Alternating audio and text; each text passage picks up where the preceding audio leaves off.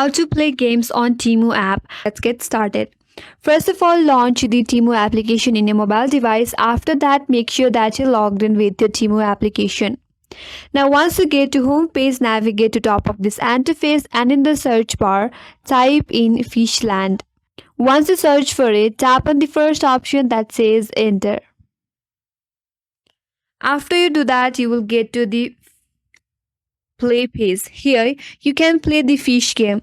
Once you play the fish game, there you will get various rewards. You can collect them all, claim the rewards, and after that, with the rewards, you can choose the product in Temu and then get that product. Here I have already collected my reward and I have got $50 to take. Tap on it. Now you claim this reward. It says confirm free shipping address. Here I have already chosen two products. In the same way, you can choose two products as a gift from the games in Temu. After that, add your address and you will get that product according to the reward you have received.